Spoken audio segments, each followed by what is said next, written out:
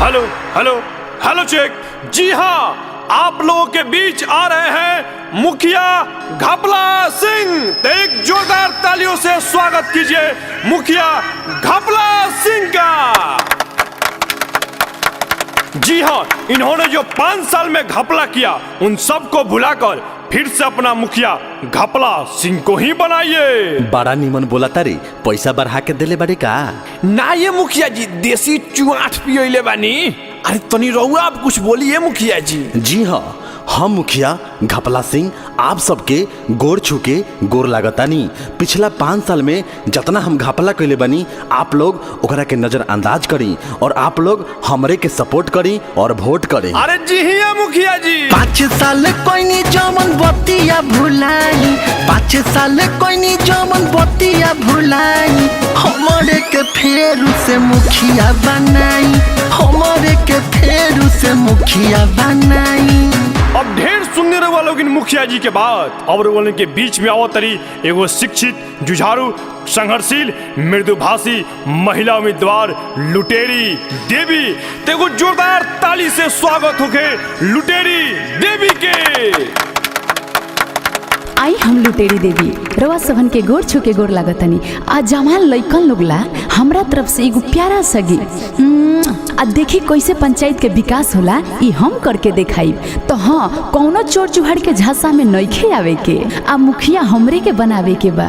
ऐसन चोर के तू झांसा में ना आई ह, ऐसन चोर के तू झांसा में ना आई ह। ए चाचा मुखिया तू हमके बनाई ह, ए चाचा मुखिया तू हमके बनाई ह।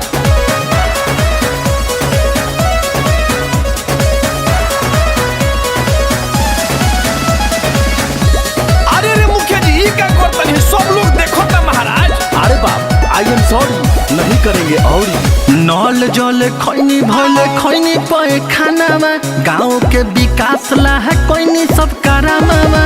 इहे सब करी पिटावाई लेनी छत जी, पब्लिक के बुरबक बनौनी अलबत जी। काजी विजयी के माला हमरे के पहिराई, मीठी मीठी बतिया में केहू नहीं आई। हमरे के फेरू से मुखिया बनाई, हमरे के फेरू से मुखिया बनाई।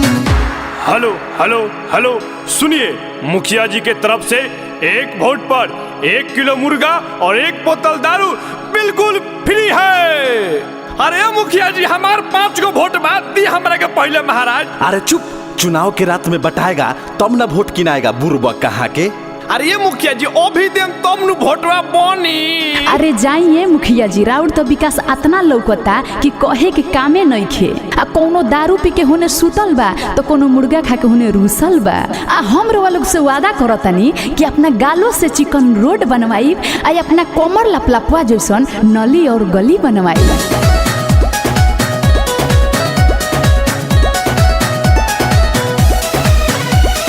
कर तारू शोषण तू लइकन के मन पर, वोट मांगो तारू तू चिकन चिकन तन पर। और जी हमार बाटे मरजी बराबर, नीमन के चुन तू चुन जनी बाबू।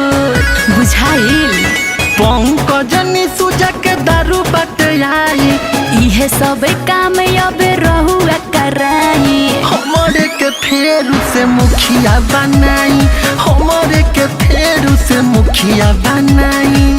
अरे तू कान खोल के सुन लो, चुनाव तो हम ही जीतेब, काहे कि 5 साल मुखिया रहल बानी, 5 करोड़ रुपया कमैले बानी। 1 करोड़ खर्चे हो जाई तो का प्रभाव पड़े वाला बा? कतनो जोर लगेबू लेकिन चुनाव हम ही जीतेब, आ मुखिया हम ही बनेब। Nishu recording studio.